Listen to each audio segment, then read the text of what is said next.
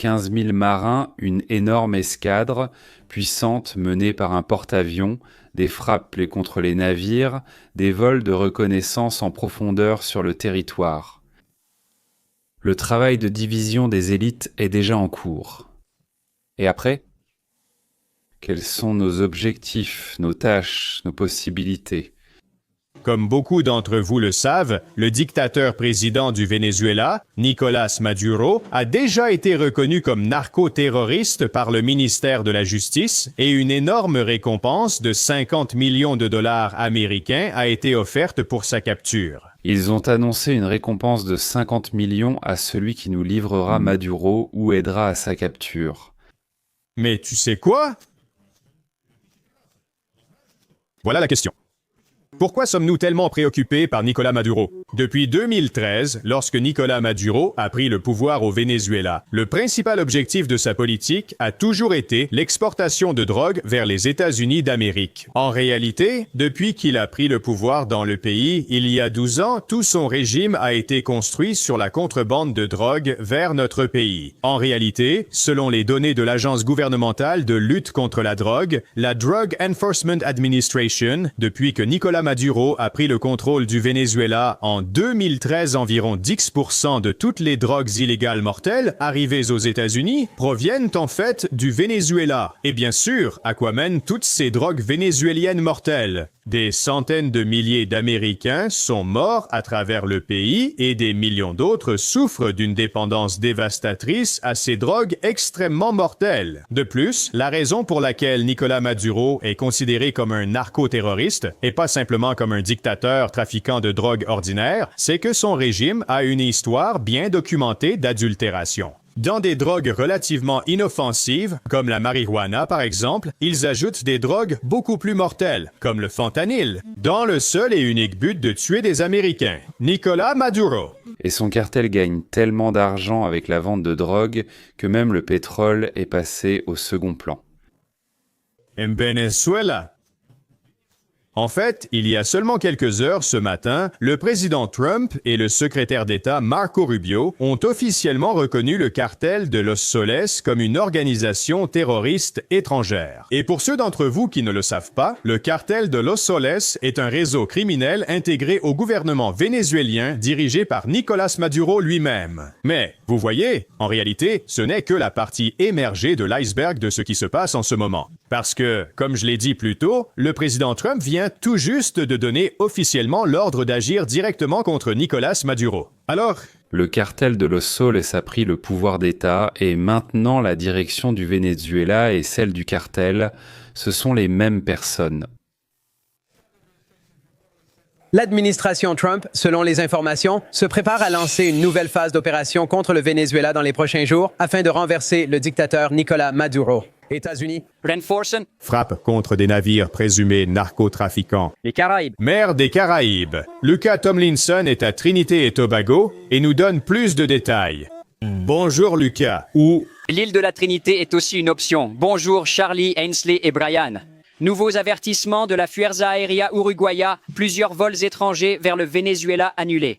Après que des avions de reconnaissance et des bombardiers américains F-18 Super Hornet ont été repérés au large des côtes. Reuters indique maintenant que des actions secrètes pourraient bientôt débuter au Venezuela. Cela s'est produit un mois après que le président Trump a autorisé la CIA à mener ces opérations. Voici ce que rapporte Reuters. 2 responsables américains ont indiqué que les opérations secrètes seraient sans doute la première étape contre Maduro.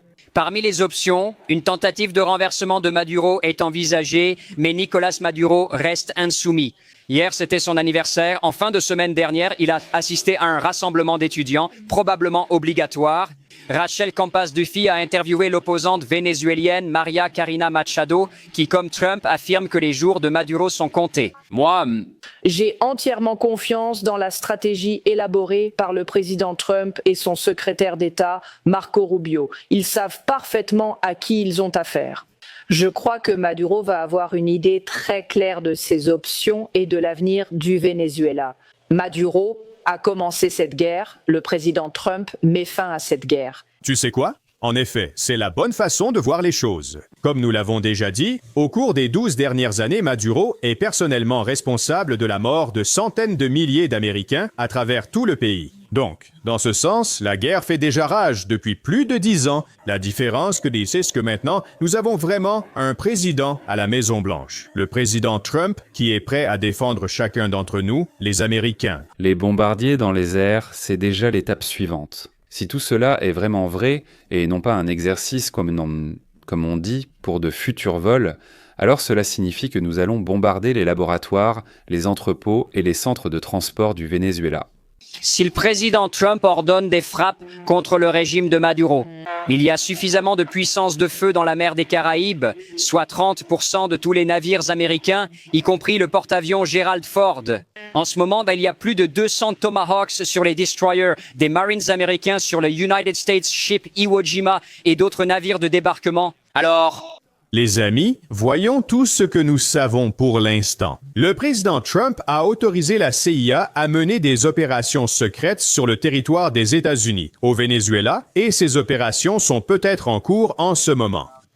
Nous avons également tout un groupe aéronaval au large des côtes du Venezuela en ce moment. Nous avons aussi plusieurs groupes d'assaut amphibies en alerte, 5000 Marines américains et plus de 200 missiles Tomahawk. Et en plus de tout cela, le général 4 étoiles Ray Kane se trouve lui-même en ce moment au large des côtes du Venezuela. Dans le même temps, le ministre de la Défense Pete Hegseth s'attend à ce qu'il vienne le rejoindre, peut-être même plus tard aujourd'hui. Honnêtement, personne ne sait vraiment comment tout cela finira. Mais selon moi, voici le scénario le plus probable. Nous savons tous que le président Trump ne cherche pas un déploiement massif de troupes. Et nous savons aussi que le président Trump aime ses frappes de précision, ciblées. Donc, si jamais cela arrive, je suppose que nous verrons une série de frappes ciblées contre Pomodura et d'autres figures clés de son régime narco-terroriste.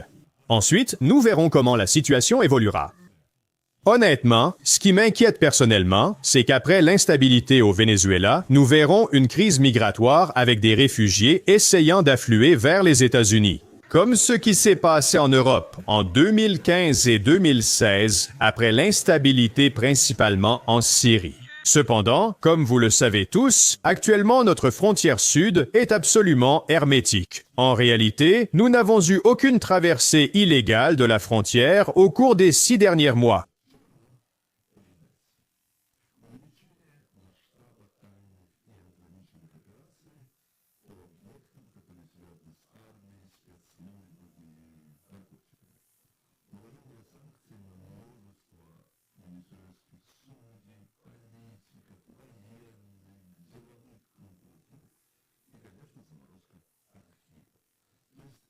Pression maximale sur le régime, sur les banques et autres institutions financières du régime.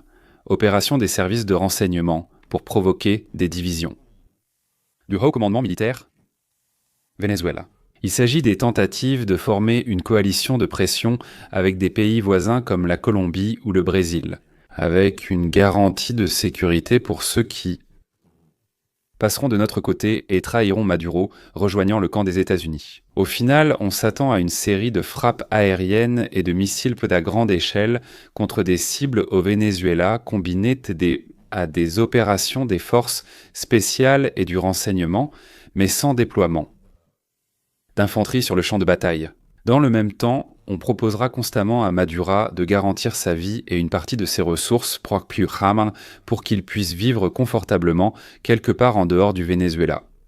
Je pense qu'il y aura bientôt à Washington un président intérimaire ou un leader en exil que les États-Unis et une partie de la région reconnaîtront comme le dirigeant légitime du pays. Je suppose aussi que Trump voudra un accord sans intervention, sans invasion, sans débarquement de Marines sur les côtes du Venezuela. L'objectif de l'intensification des frappes est d'obtenir soit le départ volontaire de Maduro, soit un coup d'État en échange de garanties de sécurité. Pour Trump, la guerre au Venezuela n'est pas attrayante à cause de la forte opposition du mouvement Make America Great Again. Ce mouvement, notre Make America Great Again, est contre toute guerre à l'étranger. C'est pourquoi, bien sûr, on va préparer une pression sur Maduro, son départ d'une manière ou d'une autre, le transfert du pouvoir dans le pays, soit, pour ainsi dire, son élimination physique, soit son exil à l'étranger. Si ce scénario ne fonctionne pas pour une raison quelconque, les États-Unis utiliseront des frappes contre le pays, mais pas l'occupation. Eh bien, il y aura 1 à 3 jours de frappes intensives contre la défense aérienne, l'armée de l'air, les entrepôts, les installations, les cartels, une cyberattaque, des attaques contre le secteur énergétique et les infrastructures. Ensuite, un débarquement, peut-être avec un contingent limité pour certains, pour s'emparer et garder la poste, le télégraphe, le téléphone. Et un succès spectaculaire de la force, pour ainsi dire, déjà destiné au public interne, avec l'élimination du cartel terroriste sans une longue guerre d'occupation. L'essentiel sera d'éviter une guerre prolongée contre les partisans dans les forêts et les montagnes. Ni Make America Great Again, ni les démocrates ne pardonneront cela à Trump. Ainsi, nous sommes à l'aube soit d'un succès rapide et éclatant, soit d'une guerre longue, prolongée et laide.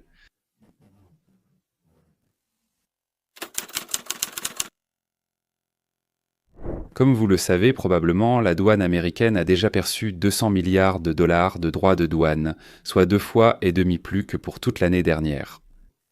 Naturellement, il y avait des importateurs mécontents, ainsi que des politiciens d'autres partis. Ce sont juste des détracteurs de Donald Trump, comme c'est courant ici envers le président, qui ont intenté un procès.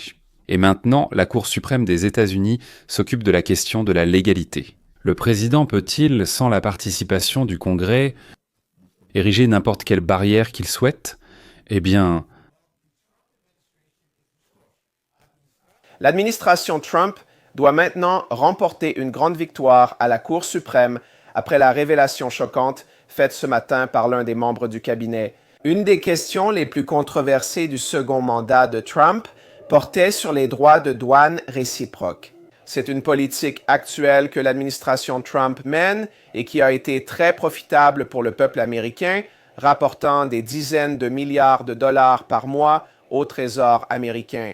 L'un des membres du cabinet de Trump, le ministre du Commerce Howard Lutnick, est apparu ce matin à l'antenne chez Maria Bartiromo et a détaillé les audiences de la Cour suprême concernant les pouvoirs de Trump pour imposer des droits de douane de rétorsion. Comme nous le savons, cela a été assez controversé. Et écoutons ce que Lutnick a à dire sur cette décision de la Cour suprême. Nous allons gagner cette affaire, c'est assez clair. J'étais assis à la Cour suprême. Nous allons gagner cette affaire. Mais le fait est que le président dispose de toutes sortes de mesures et d'outils tout au long de son mandat. Il dispose des règles tarifaires. 232 dans mon département, il a la 301, il a la 338, il a les tarifs douaniers. Elles feront partie de la sécurité nationale et de la protection économique du peuple américain menée par cette administration. Mais nous allons gagner cette affaire, donc vous pouvez vous inquiéter d'un plan de secours. Mais vous verrez comment la Cour suprême soutiendra ce président, parce que ce président a prouvé qu'il peut protéger l'Amérique et l'AIPA protège l'Amérique. Donc, nous allons gagner cette affaire. Vous l'avez entendu de ma bouche. J'en suis absolument certain. J'ai assisté à toute l'affaire. Nous allons gagner. Alors? L'administration de Trump doit reconnaître ce signe prometteur et admettre que cela doit être vrai. Leurs tarifs seront reconnus comme légitimes par la Cour suprême du pays, puisque cela s'est avéré très rentable pour l'administration Trump et équilibre notre budget, et surtout corrige ce que l'administration Trump considère comme un déséquilibre commercial. J'ai vraiment commencé à m'inquiéter quand l'affaire est passée devant les tribunaux. La pierre angulaire de la politique économique du programme de Trump et Lutnick était d'équilibrer la production locale et les importations à l'aide de droits de douane. Et Trump rapatriait la production d'Asie et du Mexique vers les États-Unis, habituant la population à acheter des produits fabriqués aux États-Unis. Parce que il sera par exemple plus avantageux d'acheter des voitures. Il a équilibré notre budget et obtenu des fonds pour la dette publique aux États-Unis. Donc l'optimisme de Lutnick me rassure beaucoup. Beaucoup d'Américains. De nombreux adversaires étrangers des États-Unis ont tiré profit du marché américain.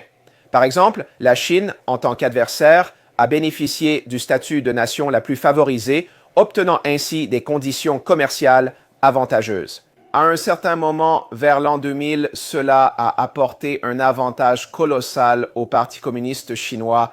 Aujourd'hui, ils restent le principal rival des États-Unis et ne sont pas plus démocratiques qu'avant. Ainsi, cette politique de démocratisation visant à amener la Chine à devenir plus ouverte et libre a complètement échoué. C'était une grave erreur de calcul, et il n'y a aucune raison de croire que le libre-échange avec nos ennemis soit une politique judicieuse du point de vue de la sécurité nationale. Les Américains avaient des idées quelque peu naïves sur les autres nations. Par exemple, Bush, le fils, pensait que lorsque les Irakiens découvriraient les bienfaits de la démocratie, ils rejetteraient pour les islamistes et commenceraient à vivre comme en Amérique. Kissinger et Nixon pensaient même que le commerce, les relations commerciales avec les États-Unis conduiraient à la chute du régime communiste en Chine. Et Baba pensait que des accords avantageux pour Poutine et sa coopérative feraient en eux des amis des États-Unis. Trump base les relations sur un niveau pragmatique. Tu es bien avec moi, je suis bien avec toi. Tu es mal avec moi, je te ferai tellement de mal que tu hurleras. Personne ne tend l'autre joue, il n'y a pas d'amour pour son prochain comme pour soi-même. Ma famille, mon cercle social, mon pays sont ce qu'il y a de plus important pour moi. Cela ne veut pas dire que je vais te faire du mal ou que j'ai l'intention de te nuire. Non, mais je vais d'abord prendre soin de ma famille et de mon pays. C'est évident d'après la réponse du comportement. C'est clair pour les scientifiques, les sportifs, les conducteurs de tramway, les mineurs, les vétérinaires et les bandits. Tout le monde comprend cela.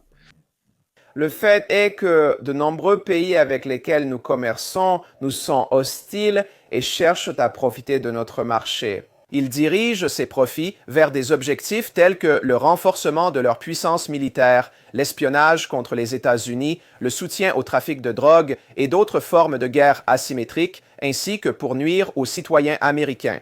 En fait, ils tuent chaque année des dizaines de milliers de personnes par leur politique hostile. Ainsi, l'administration Trump célèbre à juste titre ce signe que ses droits de douane seront maintenus par le tribunal. Nous bouclons la boucle et revenons au Venezuela. On nous fait entrer de la drogue. De jeunes idiots meurent par milliers, Maduro et ses hommes gagnent des milliards. Chaque mort d'un Américain, c'est encore une liasse de dollars pour le cartel Del Sol. Nous pouvons négocier pendant des décennies avec le Venezuela et obtenir la promesse qu'ils vont y réfléchir. Nous pouvons exercer des pressions économiques sur eux, mais tous leurs revenus proviennent de la drogue. Nous ne pouvons pas installer des barbelés sur toutes les côtes des États-Unis. Nous ne pouvons pas attraper leurs sous-marins la nuit, n'importe où, sur toute la mer.